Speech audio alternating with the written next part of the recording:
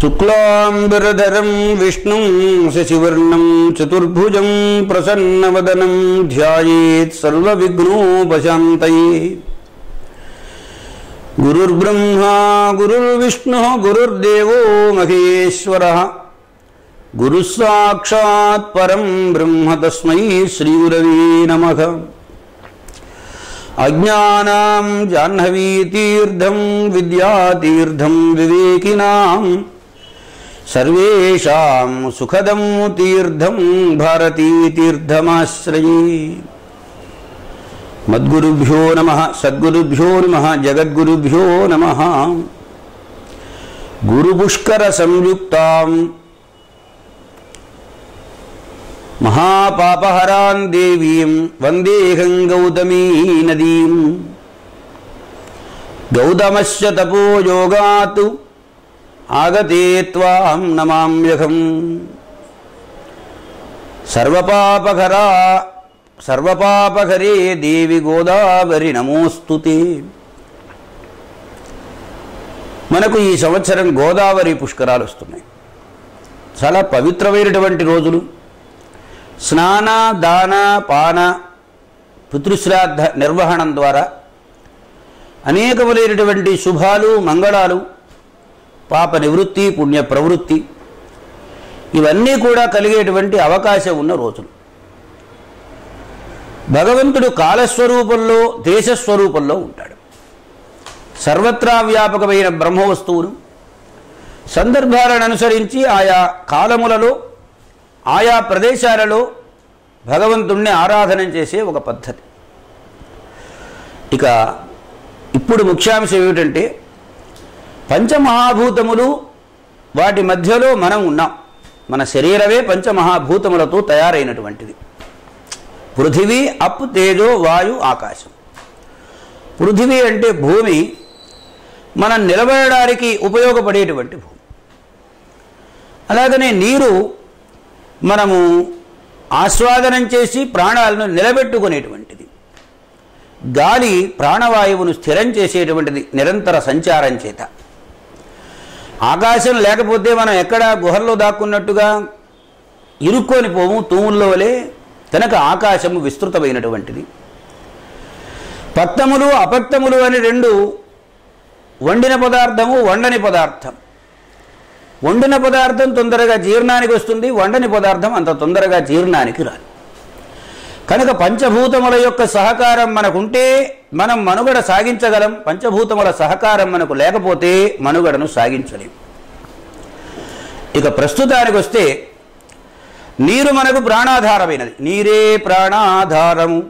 నీరు ప్రాణాలను నిలబెట్టేది. కాసినన్ని నీళ్లు త్రాగితే ప్రాణాలు నిల్చుంటాయి, నీళ్లు త్రాగకపోతే ప్రాణాలు నిలవు.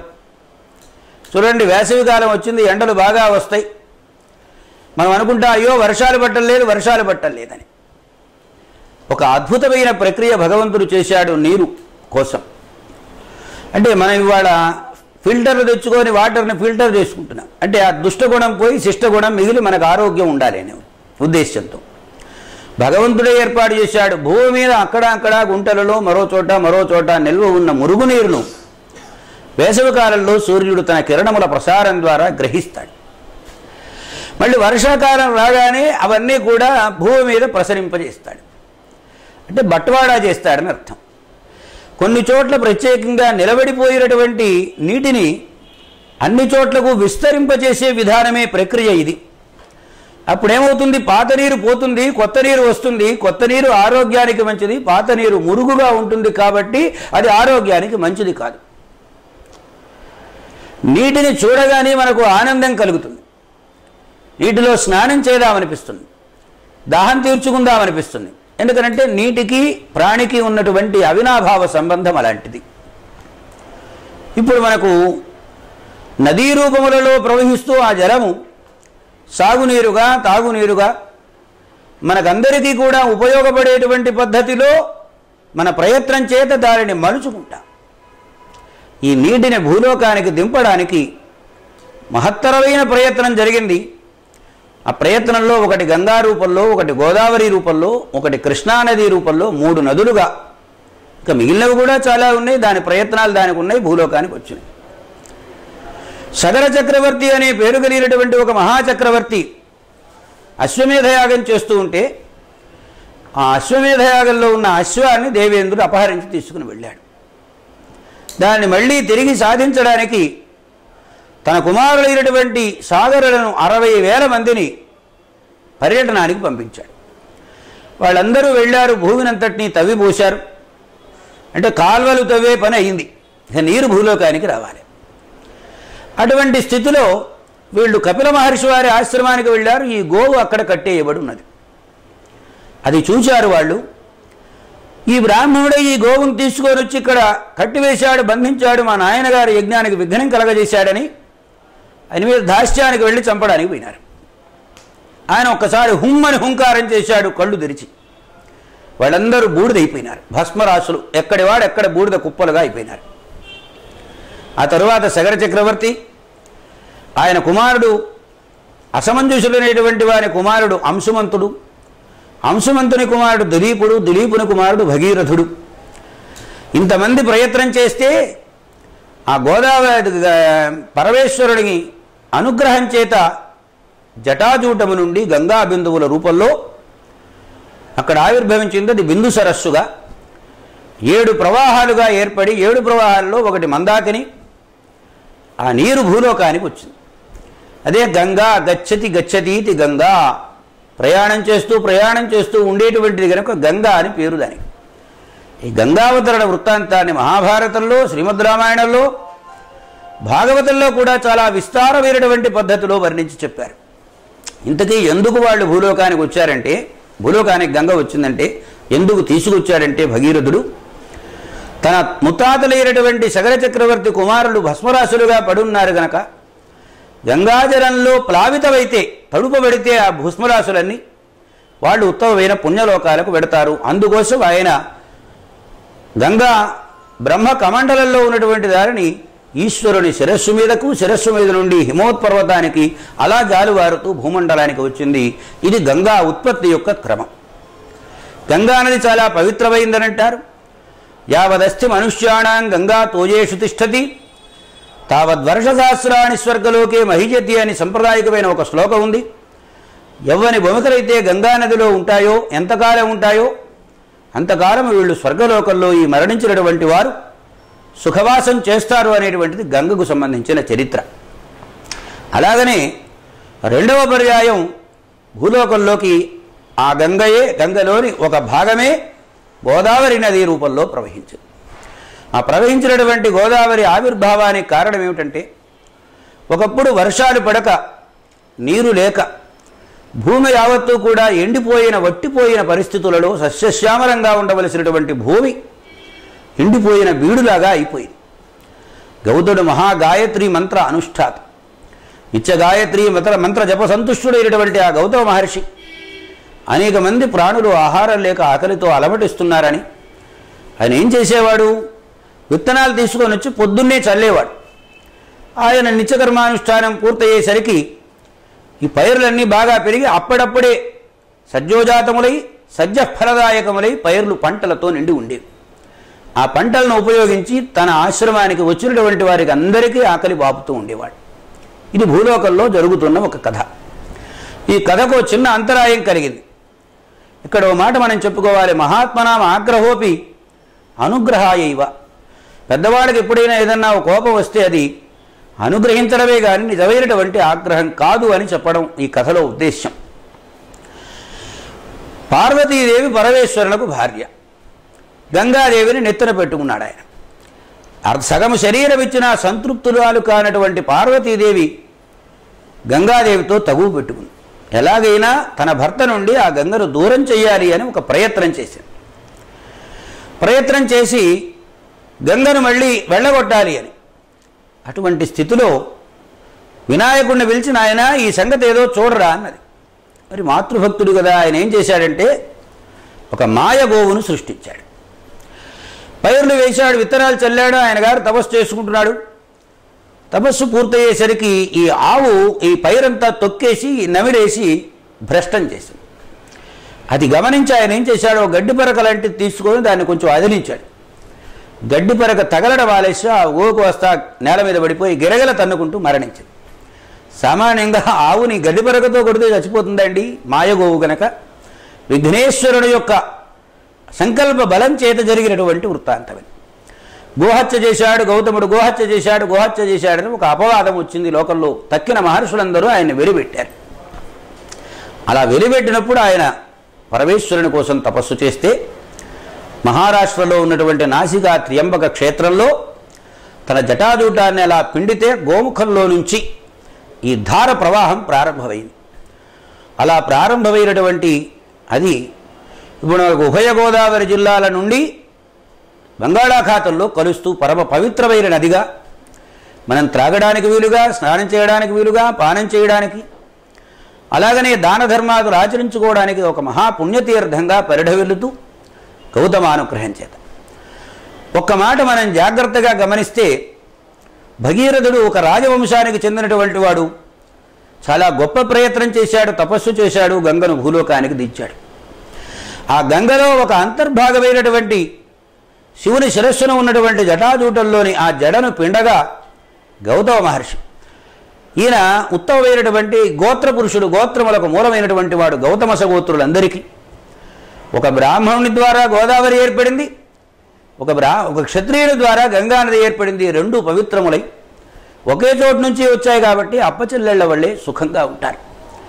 ఆ గంగానదిని తీసుకుని వచ్చి గోదావరిలో కానీ, గోదావరి జలంలో కానీ, గోదావరి జలాన్ని తీసుకువెళ్ళి గంగలో కానీ కలిపినప్పుడు పుట్టించుకొచ్చినటువంటి అక్కచెల్లెళ్లలాగా అమితమైన ఆనందాన్ని పొందుతూ ఉంటారు. ఆ గంగా గోదావరులు రెండు నదులు కూడా ఉప్పొంగుతాయి అని చెబుతారు సంప్రదాయంలో మన పెద్దవాళ్ళు.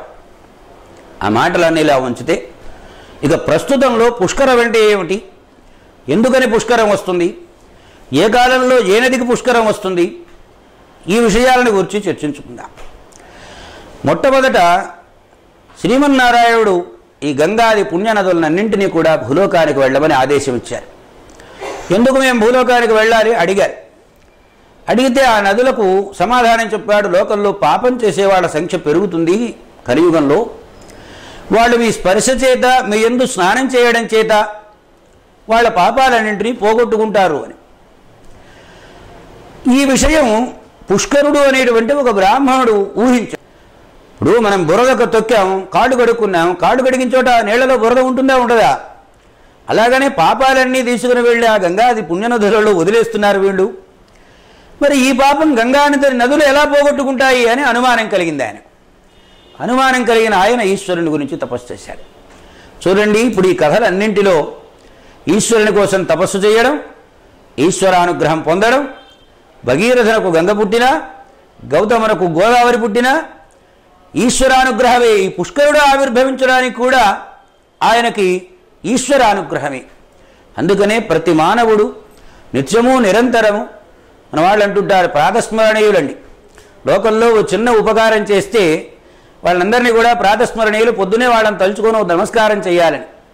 మన చిన్న ఉపకారం చేస్తేనే ప్రాతస్మరణీయులైతే మనం బ్రతకడానికి ఆధారభూతమైనటువంటి పృథివీ తేజో వాయు ఆకాశములను మనకు సమర్పించినటువంటి ఈశ్వరుని మీద నిజంగా మనకు ఎంత భక్తి ప్రపత్తులు ఉండాలి. ఈశ్వరారాధన చేయకపోతే మనుగడ ఎలా కొనసాగుతుంది?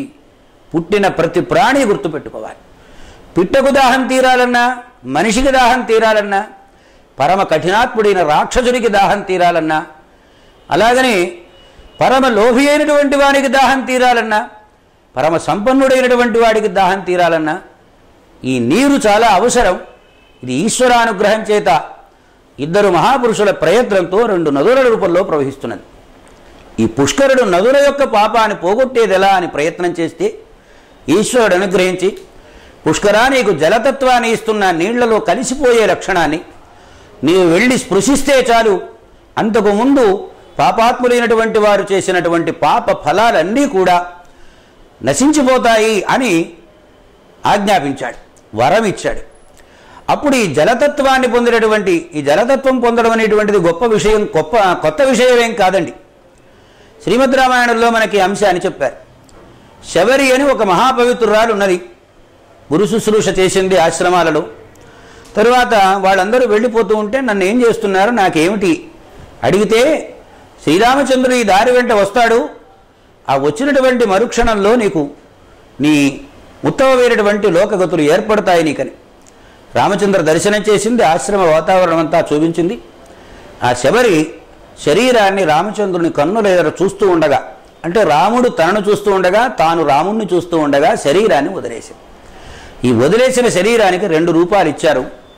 ఆ 2 రూపాలలో ఒక రూపము విమానం ఎక్కి వైకుంఠలోకానికి చేరింది, మరొక రూపము శబరి నది రూపంలో ఈ భూలోకంలో ప్రసరిస్తూ మహాపవిత్రమై లోకంలో ఉన్నటువంటి వాళ్లను, అక్కడికి వచ్చి స్నానపానాదులు చేసినటువంటి వాళ్లను పవిత్రం చేస్తున్నది. అందువలన నదీత్వ రూపాన్ని, అంటే జలతత్వాన్ని ఇచ్చాడు. జలతత్వాన్ని పొందినటువంటి ఈయనను తన కమండలు జలంలో భద్రపరుచుకున్నాడు బ్రహ్మగారు. ఆ కమండల నుంచి ఆవిర్భవించిందే గంగా, ఆ గంగ నుండి ఆవిర్భవించిందే గోదావరి.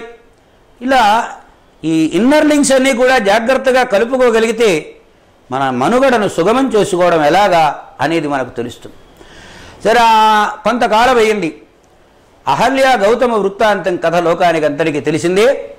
అహల్యతో సంగమించిన గౌతమ శాపాన్ని పొందినటువంటి దేవేంద్రుడు ఈ దుష్ఫలాన్ని పోగొట్టుకోవడం కోసం బ్రహ్మగారిని ఆశ్రయిస్తే, బ్రహ్మగారు తన కమండలంలో ఉన్నటువంటి జలాన్ని మానస సరస్సులో అలా చిలకరించారు.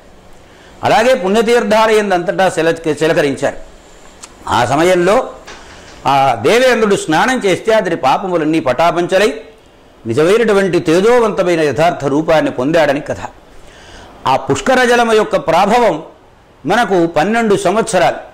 12 సంవత్సరాలు ఎందుకన్నామంటే పుష్కర కాలం అని కూడా అంటుంటాం కదా మనం. పుష్కరం అంటే 12 అనే సంఖ్య ఎలా ఏర్పడింది అంటే, ఒక్కొక్క నదిలో బృహస్పతి ఒక్కొక్క రాశిలో, అంటే మేషరాశి మొదలుకొని మీనరాశి వరకు 12 రాశులలో బృహస్పతి అలా సంచారం చేస్తుంటాడు. ఒక రాశిలో నుండి మరో రాశిలోకి ప్రవేశించడానికి 1 సంవత్సర కాలం పడుతుంది. అంటే ఒక రకంగా చెప్పాలంటే పైన ఉన్నటువంటి ఖగోళ మండలంలోని మేషాది మీనాంత రాశులన్నీ ఈ గ్రహముల యొక్క సంచారమునకు యోగ్యమై ఆయా నక్షత్ర పదమును దాటుకుంటూ అలా ముందుకు ప్రసరిస్తూ ఉంటాయి. సంవత్సర కాలం ఒక రాశిలో ఉంటాడు. అంటే నక్షత్రములు 2 పైన ఒక పాదము, 9 పాదముల కాలం ఒక రాశి. 9 పాదములు బృహస్పతి సంచారం చేయడానికి 1 సంవత్సర కాలం పడుతుంది. ఆ సంవత్సర కాలము అలా మళ్ళీ తిరిగి మేషం నుంచి ప్రారంభిస్తారు. మేషరాశిలో ప్రవేశించినప్పుడు గంగా నదికి పుష్కరాలు ఏర్పడతాయి. అలాగే సింహరాశిలో ప్రవేశించినప్పుడు, అంటే ఆ కక్షలో అలా తిరుగుతూ గోదావరి నది పరివాహక జలంలో ఆయన యొక్క కిరణ ప్రసారం జరుగుతుంది అని అర్థం. సింహరాశిలో ఎప్పుడైతే బృహస్పతి ప్రవేశిస్తాడో, అందుకనే గురు పుష్కర సంయుక్తాం వందే గోదావరి మహం అని చెప్పినటువంటి మాట. ఈ గురువు ఎప్పుడైతే ప్రవేశిస్తాడో ఆ పుష్కర జలములు ఆ నది యందు ప్రవహిస్తాయి. అంటే లోకంలో అన్ని పుణ్యతీర్థాలలో అందరూ స్నానాలు చేస్తారా? చెయ్యరు కదా. ఒక్కొక్క పుణ్యతీర్థంలో కొంతమంది స్నానం చేస్తారు. ఇందులో ప్రసిద్ధమైనవి కొన్ని, అప్రసిద్ధమైనవి కొన్ని. అప్రసిద్ధమైన వాటికి ఉండే పవిత్రత వాటికి ఉంటుంది. పవిత్రత అనే దానికి పర్యాయపదంగా వాడినటువంటిదే ఈ పుష్కర శబ్దం. పుష్కరుడంటే ఒక బ్రాహ్మణుడు తపస్సునాచరించాడు. ఆయన పవిత్రుడై గంగాది నదుల యొక్క పవిత్రతను కాపాడుతూ పాపాన్ని పోగొట్టి పుణ్యాన్ని ప్రసాదించడం కోసం సంవత్సర కాలానికి ఒక పర్యాయం ఒక నదిలో తాను ప్రవేశిస్తాడు. అందుకని బృహస్పతి సంచారకాలం, పుష్కరుని ప్రవేశకాలం 2 జరుగుతాయి. ఇది గోదావరి నదిలో 12 సంవత్సరాలకు ఒక పర్యాయం. అంటే సింహరాశిలో నుంచి సింహరాశి అయ్యేంత వరకు సంవత్సరం అయిపోతే మళ్ళీ సింహరాశికి ప్రవేశించాలంటే 12వ సంవత్సరం వస్తుంది. అటువంటి 12 సంవత్సరాల సంచార కాలంలో సింహరాశిలో బృహస్పతి ప్రవేశించగానే గోదావరి పుష్కరములు అనేటువంటివి ఏర్పడతాయి. అంటే మిగిలిన రోజులలో పవిత్రమైనదే గోదావరి కాదని కాదు, పవిత్రతను పోగొట్టుకుని వినూత్నతను సంపాదించుకున్నటువంటి నదిగా పరిఢవిల్లుతూ ఉన్నటువంటి కాలం గనుక, కాలస్వరూపుడైనటువంటి ఈశ్వరుని సన్నిధానం కలిగినటువంటిది గనుక ఈ పుష్కరములు మళ్ళీ ఆది పుష్కరములని అంత్య పుష్కరములని 2 రకాలుగా విభజన చేశారు. ఇది ఒక గోదావరికి మాత్రమే పరిమితమని పెద్దలు చెబుతూ ఉంటారు. అంత్య ఆది పుష్కరములు ప్రతి నదికి ఉంటాయని నేను అనుకుంటాను. ఎందుకంటే ఆది పుష్కరం అంటే మొదటి 12 రోజులు, అంత్య పుష్కరం అంటే సంవత్సరాంతంలో అవతల రాశిలోకి ప్రవేశించబోయే ముందు వచ్చేటువంటి 12 రోజులు. ఈ 12, 24 రోజులు కూడా చాలా పవిత్రములైనటువంటి దినములు. మన వాళ్ళు ఎక్కువ మంది అంచపుష్కరంలో చాలా తక్కువ మంది మాత్రమే స్నానం చేస్తారు, పానం చేస్తారు, తీర్థశ్రాద్ధాదులను పెడతారు. కానీ ఆది పుష్కరం ఏదైతే ఉన్నదో ఈ పుష్కర కాలంలో చాలామంది బహుళ సంఖ్యాకులైనటువంటి వ్యక్తులు ముందు వెళ్ళి దర్శనం చేస్తారు, తరువాత వెళ్ళి స్పర్శనం చేస్తారు, ఆ తరువాత స్నానం చేస్తారు, స్నానానంతరం తర్పణం చేస్తారు. ఇలాగా నదికి సంబంధించినటువంటి ఆ స్నాన దాన తర్పణాదుల వలన అమితమైనటువంటి మహాఫలాన్ని తాము పొందుతారు. ఇది కాక ఇంకో విశేషం కూడా ఉన్నది. ఇక్కడ లోకంలో పుణ్యం సంపాదించుకోవడానికి అందరూ ప్రయత్నం చేస్తారా? చేయొచ్చు, చేయకపోవచ్చు. కానీ ఇలాంటి విశేషములైన దినాలు ఉన్నాయనుకోండి, ఏదో తామరదంపరలాగా గొర్రెలు కాలువ దాటినట్టుగా వాళ్ళు చేశారు మనము చేయాలి అనేటువంటి భావంతో చేసేవాళ్ళు కూడా ఉంటారు. మురికిబడినటువంటి చేతులను తెలిసి కడుక్కున్నా తెలియక కడుక్కున్నా మురికి ఎలా వదిలిపోతుందో, తెలిసి చేసినా తెలియక చేసినా పుష్కరమునందు చేసేటువంటి పుష్కర కాలమునందు చేసేటువంటి స్నాన దాన తర్పణాదుల వలన తప్పనిసరిగా వారి వారి పాపములన్నీ కూడా పోతాయి. అది మన తండ్రులు, తాతలు, ముత్తాతలు మొదలైనటువంటి వాళ్ళు అందరూ అనుసరించారు, మనము అనుసరించాలి.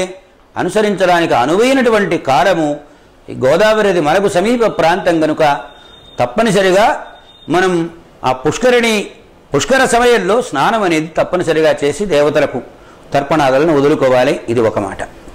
ఇంకా రెండవది, దేవపితృకార్యాభ్యాం న ప్రమదితవ్యం. శాస్త్రం చెబుతున్నాను. నీవు నిద్రలేచావు, నిద్రపోయిరావు. ఆ కుంభకర్ణుడైన ఒక రాక్షసుడునంట. వాడికి వేరే పని పాటలు ఏం లేవు. నిద్రలేవగానే తిండి తిండి అని నిద్రలేస్తాడు, కడుపు నిండా తింటాడు, తినడం అయిపోగానే హాయిగా పడుకొని నిద్రపోతాడు. రెండే పనులు. అలా సోమరుడుగా బ్రతకూడదు. ఏ కాలంలో ఏ పని చేస్తే ఏ ప్రయోజనం కలుగుతుందో తెలుసుకొని ఆ కాలంలో ఆ పనిని చేయడం ద్వారా ఆ ప్రయోజనాన్ని తప్పక పొందవలసి ఉంటుంది అనేదానికి మనకి పుష్కర కాలం అందరికీ అనువైనటువంటి కాలం. ఇక్కడ బ్రాహ్మణ, క్షత్రియ, వైశ్య, శూద్ర ఈ వర్ణ వ్యత్యాసం అంటూ ఏం లేదు. ఆ సందర్భంలో ఆ క్షేత్రం, ఆ నదీ తీరమునందున్నటువంటి వివిధ దేవాలయాలు, ఎంతమంది దేవుళ్ళు కొలువే ఉన్నారు గోదావరి నది తీర ప్రాంతంలో, యథావకాశంగా అవకాశం ఉన్న మేరకు ఆ దేవతల దర్శనం చేయడం, అక్కడ ఉన్నటువంటి ఆచార పద్ధతులను నిర్వహించి ఆయా దేవతలకు అర్చనం చేయడం, ఇవి కూడా చాలా ప్రధానమైనటువంటి అంశములు. అంటే యోగ్యమైన కాలంలో యోగ్యమైనటువంటి పనిని చేస్తే దానికి వచ్చేటువంటి ఫలం చాలా అధికంగా ఉంటుంది. బాగా వర్షాలు పడ్డాయి, నేల పొత్తిగిలింది, మంచి విత్తనాలు నిల్వ ఉన్నాయి, అవి తీసుకువెళ్ళి భూమిలో పడేశాం. ఆ నీటి బలం చేత ఈ భూమి ఈ మంచి పైర్లను ప్రసవిస్తుంది. ఆ పైర్లలో మంచి పంటలు, బలవత్తరమైన పంటలు పండుతాయి. మనం వేసే ఎరువుల వల్ల పండడం కాదండి. ఆ భూమిలో సారం ఉండాలి, ఆ కాలము యోగ్యమైన కాలమై ఉండాలి. అప్పుడు చాలా వృద్ధి పెంపొందుతుంది. తప్పనిసరిగా పాపములను పోగొట్టుకొని మానవులందరూ కూడా దేశ కాలస్వరూపుడైన ఈశ్వరుని అనుగ్రహించడం ద్వారా, ఆయన ఆరాధన చేయడం ద్వారా తప్పక పొందుతారు. ఇంకొక విశేషం, ఇందాక చెప్పుకున్న దేవ పితృకార్యాభ్యాం న ప్రమదితవ్యం. మనకు అన్నం తినేటప్పుడు ముందుగా ఆపోషణం పడతాం, చివరిలో ఉత్తరాపోషణం అని పడతాం. ఉత్తరాపోషణంలో ఒక శ్లోకం ఉందండి. ఆ శ్లోకం ఏమిటంటే, రౌరవే అపుణ్యనిలయే పద్మార్బుద నివాసినాం అర్థినాం ఉదకం దత్తం అక్షయ్యం ఉపతిష్ఠతు. అంటే దానికి అర్థం ఏమిటంటే, రౌరవం అనేటువంటి మహాపాపములో ఆచరించినటువంటి వాళ్ళు నివాసం చేస్తారట. వాళ్ళకి పెండింగ్ కేసు కింద పడిపోతుంది, వాళ్ళని తీసుకెడతారు, అక్కడ పడేస్తారు, వాళ్ళ సంగతులు అందరూ మర్చిపోతారు. అపుణ్య నిలయమైనటువంటి రౌరవం అనే మహానరకంలో పద్మ అర్బుద సంఖ్యాకములైన సంవత్సరాల పాటు అక్కడ పడి ఉంటారు. పద్మ అర్బుద సంఖ్యాకములు అంటే పద్మ సంఖ్య 1, 10, 100, 1000, 10,000, లక్షలు, 10 లక్షలు, కోటి, అర్బుదము, న్యర్బుదము, శంఖము, మహాశంఖము, పద్మము ఇక్కడ ఆగుతుంది. దానిపైన మహాపద్మం ఉంది. ఈ పద్మ సంఖ్య కలిగినటువంటి దానికి అర్బుద సంఖ్య చేత మళ్ళీ లెక్క వేద్దాం. 1, 10, 100, 1000, 10,000, లక్షలు, 10 లక్షలు, కోటి, 10 కోట్లు, అర్బుదము. ఈ సంఖ్యతో హెచ్చవేస్తే ఎన్ని సంవత్సరాలు అవుతుందో అన్ని సంవత్సరాల పాటు దిక్కుతోచని స్థితిలో వాళ్ళు అక్కడ పడి ఉంటారట. వాళ్ళకి మామూలుగా తరాలన్నీ నశించినాయి, తద్దినాలు పెట్టేవాళ్ళు లేరు, తర్పణాలు వదిలేవాళ్ళు లేరు. ఆ స్థితిలో ఉన్నవాళ్ళు ఎవడైనా తను భోజనం చేసిన తర్వాత ఆ ఎంగిలి చేత్తో కాసిరైనా నీళ్లు వదిలిపెడితే అది మనం స్వీకరించుదామని నోళ్లు తెరుచుకొని ఎదురు చూస్తూ ఉంటారట. మనం ఇక్కడ వదిలేటువంటి నీళ్లు ఉద్ధరణ నీళ్లే కావచ్చు, అది వారికి సార్వకాలీనమై ఆకలి దప్పులను తీరుస్తుంది. మనం భోజనం చేసేటప్పుడు మనం మన కోసం భోజనం చేస్తాం, కానీ ఈ నీళ్లు వదిలిపెట్టేది వెనుకటి జన్మలో ఏ రక్త సంబంధములైనటువంటి అర్ధులైనటువంటి కావాలి అని కోరుకునేటువంటి వాళ్లకు ఈ చేరాలి. అందుకనే పితృకార్యం చాలా ముఖ్యం. పితృకార్యంలో ఆదౌ మాత ఆదౌ పిత తథా మాత సాపత్ని జననీ తథా అని ఒక క్రమాన్ని వివరించి చెప్పారు. పితృపితామహ ప్రపితామహులు మొదటి వర్గంలోకి వస్తారు. మాతృపితామహి ప్రపితామహి అనేటువంటి వాళ్ళు ముగ్గురు రెండవ వర్గంలోకి వస్తారంటే తండ్రి, తాత, ముత్తాత, తల్లి, నాయనమ్మ, ఆమె అత్తగారు. ఈ ముగ్గురు అయిన తర్వాత తండ్రి గారికి కారణాంతరాల వలన రెండవ వివాహము, మూడవ వివాహం అయితే సాపత్ని జరణి సబతి తల్లి. వీళ్ళు 7 అయిపోయిన తర్వాత మళ్ళీ తిరిగి మాతామహ, మాతుఃపితామహ, మాతుఃప్రపితామహ, తల్లిని కన్న తండ్రి, ఆయన తండ్రి, ఆయన తండ్రి, వారు ముగ్గురు. మాతామహి, మాతుఃపితామహి, మాతుఃప్రపితామహి, తల్లిని కన్న తల్లి అమ్మమ్మ గారు, వారి అత్తగారు, వారి అత్తగారు, తండ్రి గారి రెండవ భార్య అంటే తన తల్లి కాక ఇంకొకరు మరణిస్తే ఈ 7 అయిన తర్వాత ఆ క్రమంలో మాతామహాదులు అయిన తర్వాత బావగారులు ఉంటారు, అప్పగారులు ఉంటారు, అలాగనే మేనమావలు ఉంటారు. వారందరినీ కూడా సంస్మరించుకుంటూ వాళ్లకు తర్పణాలను వదలడం. ఇక్కడ పుష్కర సమయంలో 3 రకాల శ్రాద్ధాలు చెప్పారు. ఒకటి హిరణ్య శ్రాద్ధము అన్నారు, ధనాన్ని వెచ్చించి కేవలం పిష్టపిండములను చేసి పిండ ప్రదానం చేయడం. రెండవది కేవల తర్పణ మాత్రం. మూడవది అన్నశ్రాద్ధం చేసేటువంటి వాళ్ళు సంప్రదాయజ్ఞులైనటువంటి వాళ్ళు ఉన్నారు. వీళ్ళందరికీ కూడా పిండ ప్రదానం చేసి 5 బ్రాహ్మణులకు తక్కువ లేకుండా వారికి భోజనం సమారాధనం చేసి ఆ పితృప్రసాదాన్ని స్వీకరించాలి. ఇవి పుణ్యతీర్థాలలో పుణ్య సమయాలలో చేయవలసినటువంటివి.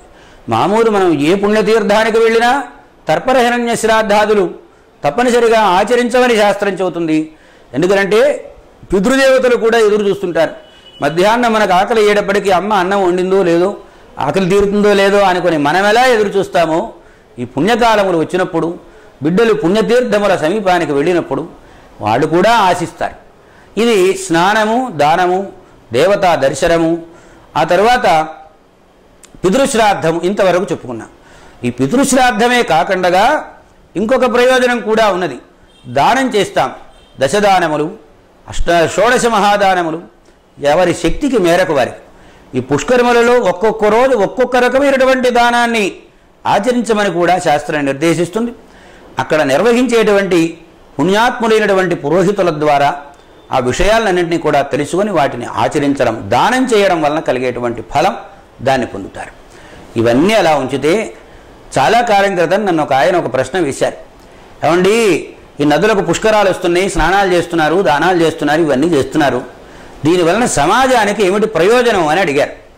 ఒక మాట చూడండి, మనం 1 కోటి రూపాయలు సంపాదించాం, 1 కోటి రూపాయలు ఖర్చు పెట్టమంటే మనం ఖర్చు పెడతామా? ఏదో మన పిల్లవాడికి చాకోబారు కొని పెడతాం, లేకపోతే కూల్ డ్రింకులు ఇంతంత పొడుగు తీసుకొని వచ్చి వాళ్ళు తాగక్కర్లేకపోయినా రోగం వస్తుందని తెలిసినా వాళ్ళ నోట్లో బలవంతాన పోస్తాం, మనం తాగుతాం, ఆరోగ్యాలను చెడగొట్టుకుంటాం మనకు డబ్బుంటే. కానీ సమాజానికి ఉపయోగపడే విధంగా తాను సంపాదించిన స్వార్జితమైన, కష్టార్జితమైన, ధర్మార్జితమైన ద్రవ్యాన్ని ఈ చేతిలో నుండి మరో చేతిలోకి ఇచ్చే అవకాశం. అయితే ఏమండి, పురోహితులు మాత్రమే బాగుపడతారు కదా, శ్రాద్ధాదులు పెట్టేవాళ్ళు వేరు, భోజనాలు చేసేవాళ్ళు వారు, అలాగనే వీళ్ళు ఇచ్చిన దానాలు స్వీకరించేవాళ్ళు వేరు, లాభం కేవలం బ్రాహ్మణులకైనా మిగిలిన సమాజానికి ఏమీ లేదా అన్నారు. పుష్కరాల సమయంలో నదీ ప్రాంతానికి వెళ్ళి చూడండి, అక్కడ రేవులలో బియ్యం పిండి అమ్మేవాళ్ళు ఉన్నారు, నువ్వులు అమ్మేవాళ్ళు ఉన్నారు, విస్తరాకులు అమ్మేవాళ్ళు ఉన్నారు, అరటిపళ్ళు అమ్మేవాళ్ళు ఉన్నారు, కొబ్బరికాయలు అమ్మేవాళ్ళు ఉన్నారు. మరి వీళ్ళందరికీ కోటీశ్వరుడి చేతిలో నుంచి రూపాయో, ₹1 పావలాయో అతడి వంతు భాగం అతడికి చేరిందా లేదా? నది వలె ప్రవహించేది ధనం. ఈ ధనము ఈ చేతిలో నుంచి మరో చేతిలోకి ప్రవహించేటువంటి ఓ మంచి లక్షణాన్ని మనకు ఇటువంటి పుష్కరాది పుణ్యకాలములు మనకు ప్రసాదిస్తాయి. అంటే నువ్వు మామూలుగా ఇవ్వాలంటే కొబ్బరికాయ ఎప్పుడు శనివారం నాడు వెంకటేశ్వర స్వామి గుడికి వెళ్తాం కనుక ఒక కొబ్బరికాయ కొంటాం, ఆ ద్రవ్యం వాడికి ఆ రోజు మాత్రమే. కానీ పుష్కరములు 12 రోజులు దానిని ఆశ్రయించుకొని ఆ వ్యాపారం చేసుకునేటువంటి వ్యాపారులకందరికీ నీ చేతిలోని డబ్బు వెడుతుంది. ఇంతకంటే సామాజిక ప్రయోజనం ఉంది. పడవల వాళ్ళు ఉన్నారు, మీరు నిధిలో దూకి ఈదులాడాలని ప్రయత్నం చేస్తారు. వాళ్ళందరూ కూడా మిమ్మల్ని రక్షా కవచంలాగా ఈ పరిధి దాటి లోపలికి వెళ్ళకండి అని కాపుగస్తారు. ఒకవేళ దూకి నీళ్లలో పడిపోతే భుజాన్ని ఎత్తుకొని తీసుకొచ్చేవాడు ఉన్నారు. మరి వాళ్ళందరికీ అంతో ఇంతో లబ్ధి కలిగిందా లేదా? ఇట్లా సమాజంలో ఉన్నటువంటి ఇతరేతర ప్రాణులందరికీ ఈ పుష్కర సమయం పుణ్యాన్ని ప్రసాదిస్తుంది. ఇంకొక విశేషం ఉంది. ఈ సంవత్సరం అని కాదు, ప్రతి సంవత్సరం కూడా మనకు ఒక్కొక్క నదికి పుష్కరాలు వస్తాయి. మనకు మాత్రం చాలా ప్రసిద్ధమైనది గోదావరి, కృష్ణ పుష్కరాలు. ఈ సందర్భంగా ప్రభుత్వం వారు కూడా కొన్ని ప్రయత్నాలు చేసి సుందరీకరణం చేస్తున్నామని చేస్తారు. అది కూడా మంచిదే. ఎందుకంటే మామూలు రోజుల్లో మురుగు ప్రవహిస్తుంటుంది. ఊళ్ళో మనం డ్రైనేజ్ అంతా నదిలోకిగా ప్రవహించేది. మనం చేస్తున్న పనికిమాలిన వ్యాపారాలు వాటి వలన మురుగు ప్రవేశిస్తే ఆ నదీ జలాన్ని పరిశుద్ధం చేసి వాటిని మనం వెళ్ళినప్పుడు ఒక పవిత్రమైన భావం, ఒక ఆత్మీయమైన భావం, పుణ్యం వస్తుంది అనే భావం, పాపం పోతుంది అనేటువంటి భావం కలిగే విధంగా ఒక చక్కని అద్భుతములైన నిర్మాణాలు చేస్తున్నారు. ఇందులో ఎప్పుడు కూడా చిన్న చిన్న లోభాలు సహజంగా ఉంటాయి. లోభం వల్లనే లోపం అనేటువంటిది వస్తుంది. అది వ్యక్తిగతమైనటువంటి విషయం, కానీ అది ప్రభుత్వం మీద ఆ తప్పును పెట్టడం అనేటువంటిది చాలా తప్పు అవుతుంది. ఎందుకంటే ప్రభుత్వంలో ఉండేవాళ్ళు కూడా ఒకరిద్దరు లోపబుద్ధితో ఉండొచ్చు, లోపాలు చేయొచ్చు కావాలని ప్రయత్నపూర్వకంగా. కానీ ఈ పేరుతో ఆ నదీ ప్రాంతం అంతా కూడా చక్కగా స్నాన దాన పాన అనుకూలం అవుతున్నదా, కావడం లేదా? ప్రభుత్వం ఇలాంటి మంచి సౌకర్యాలను మనకు కలగజేస్తుందంటే మనం సంతోషపడాలి. కానీ వాళ్ళనెత్తిన ఇంత దుమ్మెత్తిపోయాలి వాళ్ళ మొహాన అని మనం అనుకోవడం కూడా చాలా దుర్మార్గం అనిపించుకుంటుంది. కనుక ఈనాడు ప్రభుత్వం, ప్రజలు సంయుక్తంగా అందరూ పాపాన్ని పోగొట్టుకోవడం కోసం ఈ మధ్యనే నేను టీవీలో చూశాను, గోదావరి నిధి హారతి, గంగా హారతి ప్రతినిత్యము సాయంకాల సమయంలో కాశీక్షేత్రంలో ఇస్తారు. అదేవిధంగా మనకు గోదావరి నిత్యహారతి అనేటువంటి పేరుతో ప్రతినిత్యము ఆ హారతి మహోత్సవం జరిగేటట్లుగా దానికో ప్రణాళికను సిద్ధం చేసి ప్రభుత్వం ఆ ప్రాంత వాసులకందరికీ కూడా కన్నుల పండువను, శబ్ద కాలుష్యాన్ని దూరం చేసేటువంటి అద్భుతములైన వేద మంత్ర విశేషాలన్నింటినీ కూడా మనకు అందిస్తుంది. అందుకు ప్రభుత్వం చేస్తున్న కృషికి అభినందనలు తెలుపుతూ ప్రజలైనటువంటి వారు తప్పనిసరిగా ఈ పుష్కర సమయం 12 రోజులను సద్వినియోగం చేసుకోవాలి. ఇంకొక విశేషం ఉంది, అది చెప్పి మనం చేస్తాను. సంవత్సర కాలము బృహస్పతి సంచారం ఉంటుంది సింహరాశిలో. సంవత్సర కాలము మధ్యాహ్నము 12 గంటల వేళ ఈ పుష్కరుడు ఆ నదిలో నివసించి ఉంటాడు. ఆ నదిలో నివసించినప్పుడు ఆ నదీ జలం చాలా పవిత్రమై కణకణ మండుతున్నటువంటి నిప్పు వలె మహాపాప వినాశకమై ఉంటుంది. అది ఒక ఘడియ కాలం ఉంటుంది. 12 గంటల దగ్గర నుంచి ఒక 24 నిమిషాల సమయం. సంవత్సరం పొడుగుతా అవకాశం ఉన్న మేరకు ఆ తీరవాసులైనా తప్పనిసరిగా ఆ సమయంలో స్నానాన్ని ఆచరించి వారి వారి పాపములను, వారు పెద్దలు తెలిసో తెలియకో పుత్ర వ్యామోహాదులతో చేసినటువంటి పాపములను అన్నింటినీ కూడా కడిగివేసి వారికి సంతృప్తిని కలగజేసి తాము సంతృప్తులై పాప విముక్తులై పుణ్యాసక్త చిత్తులై పుణ్య సముపార్జనం చేసి ధన్యులౌదురుగాక. శుభం.